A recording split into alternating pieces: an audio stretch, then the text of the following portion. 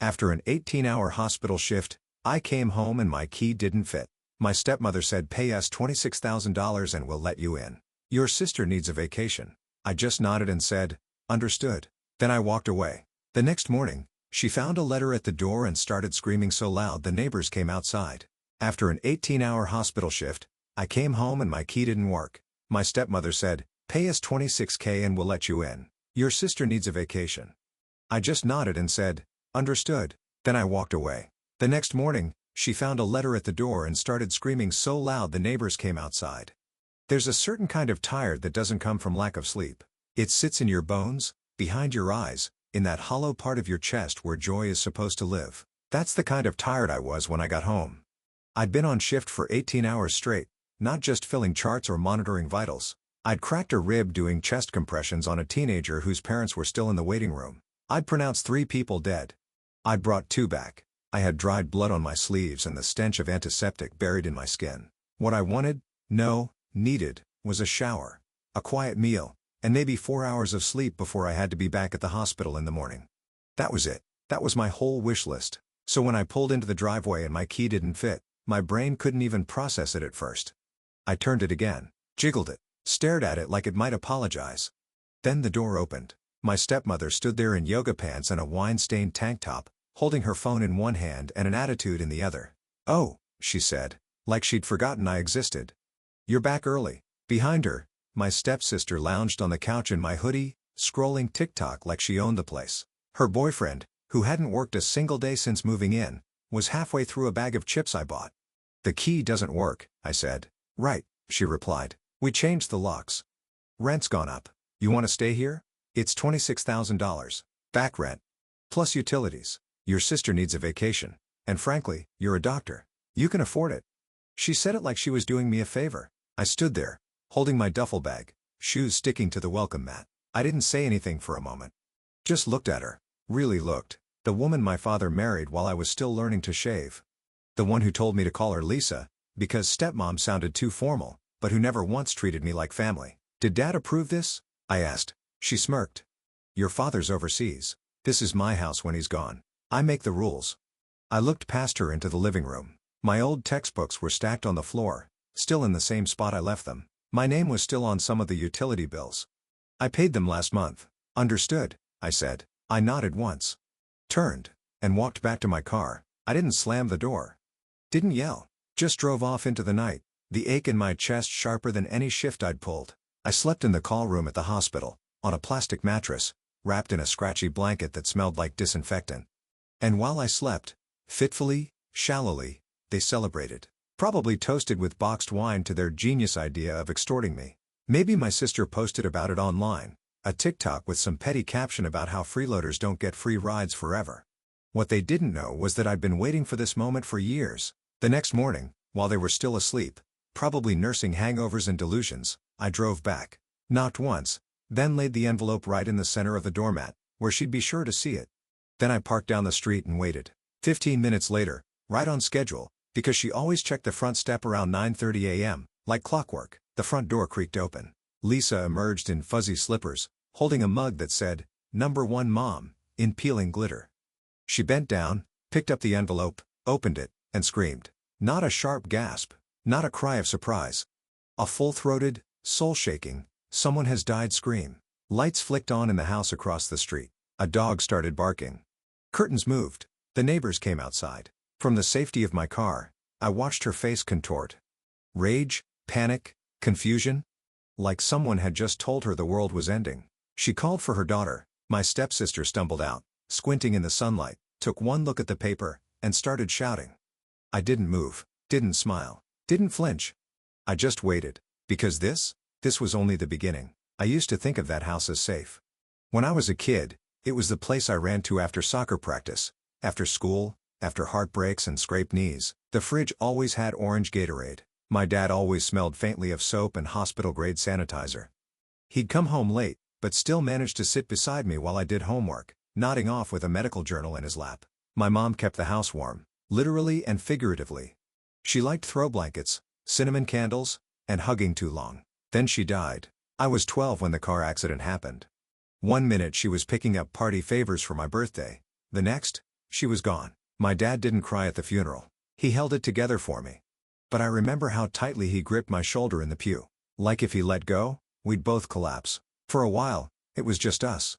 Two people floating in the same lifeboat, doing our best not to rock it. Then came Lisa. I was 15 when they got married. She had a daughter, Kayla, who was my age, but we couldn't have been more different. Kayla was the kind of girl who called adults by their first names and thought it made her mature. She blasted music in the kitchen, rolled her eyes constantly, and had a new phone every 6 months. I was the quiet one, the studious one, the weird one, according to her. Dad got deployed the same year. Some long-term contract overseas through a military medical program. Said it was temporary. Said he'd be back before I knew it. Said Lisa would hold down the fort. Lisa didn't hold down anything. She just took over. Overnight, everything changed. The throw blankets disappeared. The cinnamon candles were replaced by sterile lavender plug-ins. The framed photo of my mom vanished from the hallway. No one talked about it. I remember asking once if I could keep it in my room. Lisa looked at me like I'd asked to hang roadkill on the wall. Don't you think it's time we all moved on? What she meant was, don't you think it's time I erased your mother completely? I kept my head down.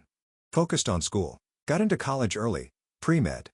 I did everything I could to stay out of the house. Internships, summer jobs. Anything. I only came back for holidays or when I was between leases. And even then, I paid my share. More than my share, actually. I covered groceries, split utilities, fixed the leaking sink in the downstairs bathroom when Lisa said she didn't want to deal with plumbers. She never thanked me. Kayla brought her boyfriend into the house when we were 19. He was older, tattooed, unemployed, and according to Lisa, misunderstood. He practically moved in, ate our food, streamed video games at full volume, never paid a cent. He's family, Lisa said. Funny how I was never referred to that way. By the time I graduated med school, I was done hoping they'd ever treat me fairly. But I still paid bills, still helped out. I didn't want drama. I didn't want confrontation. I wanted peace, and I thought maybe if I was generous enough, quiet enough, they'd leave me alone. They didn't. The moment I started earning a real salary, it was like someone flipped a switch. Suddenly, every dinner conversation became about money. Lisa would drop passive-aggressive comments about how expensive it is to raise boys and how I'd lived here for free for so long. Then it got less passive, more aggressive. She started asking if I'd consider contributing a little more, even though I was already paying more than anyone else. She mentioned how Kayla had never gotten a proper vacation and deserved a break. Then, one night, while I was microwaving leftovers I bought myself, she flat out asked me to back pay rent. For all the years I'd lived under her roof. Kayla chimed in from the couch. It's only fair. You're a doctor now. I didn't respond, just stood there, staring at the lasagna slowly rotating in the microwave, thinking about how surreal it was to be financially mugged in your own kitchen. A few days later, the locks were changed. And that's when I gave them the letter. It wasn't angry. It wasn't emotional. It was just business. A clean, formal eviction notice, stapled to a copy of the property deed with my name on it. What they didn't know, what they never asked, was that the house had been legally transferred to me when I turned 21. My dad bought it before he married Lisa. It was his outright, and he gifted it to me in a trust, quietly, without a word to her. Just in case, he'd said. I want you to be protected, no matter what. I never bragged about it, never used it as leverage. I kept paying bills, kept playing nice, thinking maybe one day they'd treat me like family. Instead, they changed the locks and demanded $26,000. So I gave them 30 days to leave. They didn't take it well. The moment Lisa saw the letter, her scream echoed down the entire street. Kayla came running, snatched the papers out of her hand, and shouted something I couldn't hear from the car. But judging by the look on her face, it wasn't thank you. They didn't believe it. We're going to call a lawyer, I heard her say later in a voicemail. This is fake. You had this forged. You think you're clever, but you're not. Then came the texts. How could you do this to us? This is betrayal. After everything we gave you, your father will hear about this. I didn't reply, because that house was never theirs. They just never thought the day would come when I'd stop pretending. In the meantime, I crashed with a friend from med school, Jordan, the kind of guy who always has protein powder in the blender and never asks too many questions. I told him the basics. Family trouble. Temporary situation. He offered me the spare room, handed me a blanket, and said, cool, just don't steal my socks. The calls didn't stop. Lisa, Kayla, even the boyfriend, all of them taking turns on the guilt carousel. You're really going to kick out your own family? We took care of you when no one else did. After everything we gave you. Which was funny, Because I racked my brain and couldn't remember a single time Lisa ever gave me something that didn't come with strings attached, side-eye, or a backhanded comment. Unless you count anxiety, that she gave freely. I ignored the calls. I let the texts pile up. I figured they'd rage for a few days and then go silent. Wrong. Lisa switched tactics. She went online. A vague Facebook post appeared 2 days later. It's a sad day when someone you raised turns their back on you. Some people forget who fed them all these years. Subtle. Real Pulitzer stuff. Within hours, her high school friends were in the comments with prayer hands and wine emojis. Kayla joined in with a TikTok that said, POV, your brother evicts you because you asked him to pay rent for once in his life. She added a sad face and a trending audio clip for extra flavor. I got texts from extended relatives I hadn't heard from in years. Is everything okay with Lisa? She says you're being aggressive. She mentioned lawyers? What's going on? I didn't reply to those either. Instead, I sent my lawyer a folder, copy of the trust deed transfer eviction notice, screenshots of Lisa's Facebook post, and Kayla's TikTok. Then I opened a new folder labeled Proof and started saving everything. They were spiraling, and I was documenting it all. 4 days after the letter, Lisa called again. This time I picked up. So, you're really doing this? She said, skipping hello. I am. You'll regret it. This house was a gift to this family. It was a gift to me. Literally. Check the deed. She sputtered something about moral rights and betrayal. Said she'd talk to my dad. I told her to go ahead. He'll be home soon. Just wait. Looking forward to it? I said, and hung up. Truth was, I'd already spoken to him. Dad called me the night after the eviction letter went out. He sounded tired. Not confused. Not angry. Just quiet. I figured it would come to this, he said. You knew? I didn't know they'd lock you out. But I knew they were pushing you too far. I've been hearing things. Turns out, he'd been hearing things through the grapevine. Mutual friends, neighbors, people who saw the posts online and reached out to him, concerned. He didn't want to believe it at first, but the more he heard, the clearer it became. They weren't just ungrateful. They were actively trying to push me out. And he let me know. He stood by my side. He didn't say much else on the phone. Just, send me the documents. I'll handle it. And I believed him. But Lisa didn't. She thought she could still bluff her way through this. A week before the eviction deadline, I got another text. We're not leaving. This isn't legal. I'm his wife. That house is half mine. That's when I sent the next official letter. Through my lawyer. Certified mail. It explained the trust. It clarified that the house was my father's separate property, purchased before marriage, and that he had full legal right to gift it to me. The documents were clean. The trust airtight. No loopholes. No mistakes. Just facts. I expected silence. Instead, they doubled down. Kayla made another TikTok. This time she was crying on camera, saying her evil brother was throwing them on the street. Lisa posted another dramatic Facebook status. Some people forget where they came from. We gave him everything. Now he wants us homeless. I screenshotted it, added it to the proof folder. That same day, I got a call from one of the neighbors. Sweet older woman who used to bake cookies when we were kids. They've been telling people you forged the deed, she said, concerned. That's fine. I'm not here to win Facebook. I'm here to reclaim my house. Then came the cherry on top. 3 days before the deadline, I went to my car after a long shirt and saw a piece of paper taped to my windshield. A printed note. Sloppily typed. If you go through with this, we'll make sure everyone knows what kind of person you really are. Don't test us. No signature. Just cowardice and desperation. I smiled.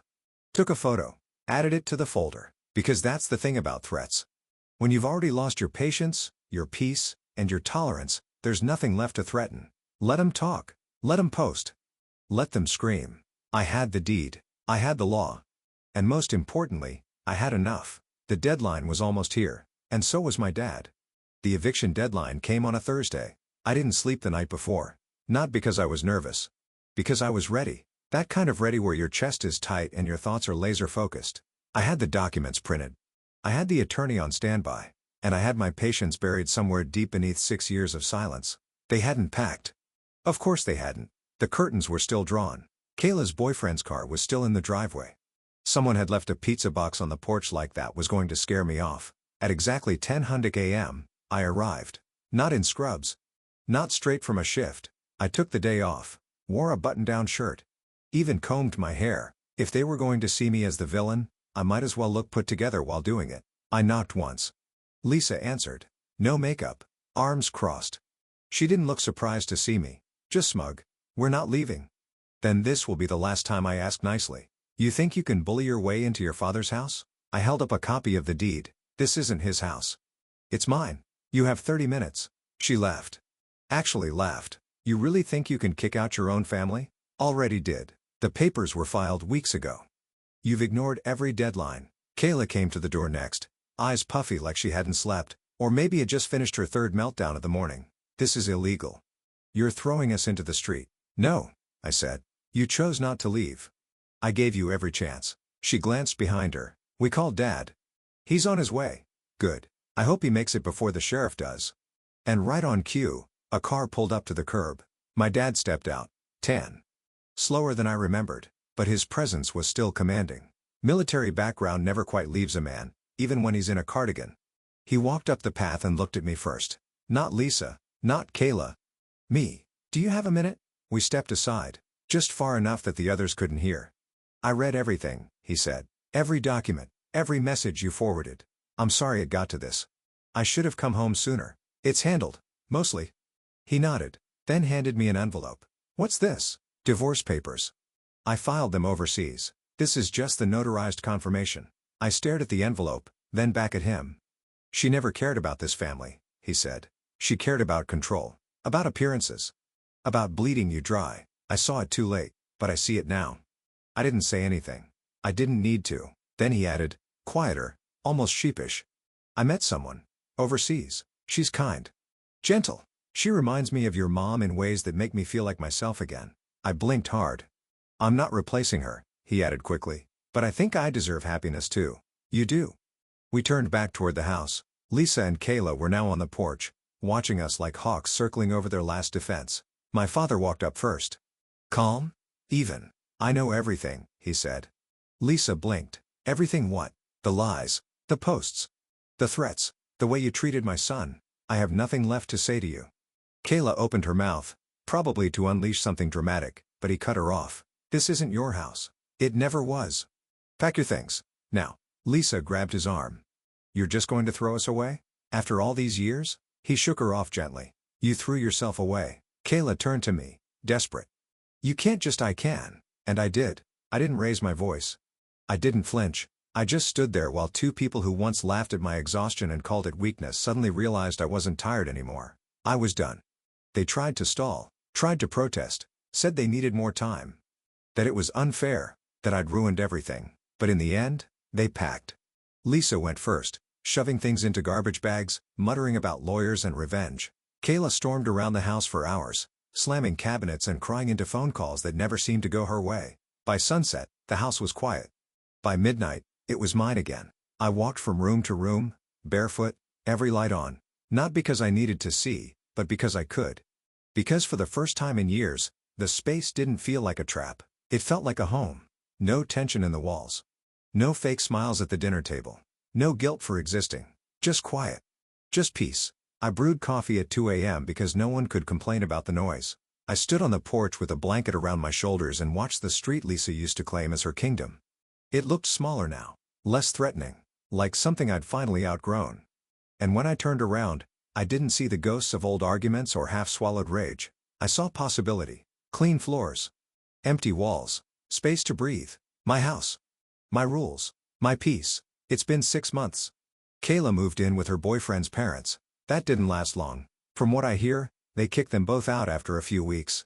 Something about bills, attitude, and staying up all night yelling at Xbox players through the headset. Lisa tried to sue. She lost. Then she tried to guilt-trip my dad. That didn't work either. He's living overseas full-time now. Happier, healthier, with someone who actually respects him. He told me last month he hasn't felt this peaceful in decades. As for me, I still work long shifts. But now, when I come home, the key works. The fridge is mine. The quiet is mine. No one asks for money. No one slams doors. No one pretends I owe them for existing. Some nights I catch myself waiting for the next demand. Like I'm still wired to expect it, but it never comes. They're gone, and I'm free. But be honest,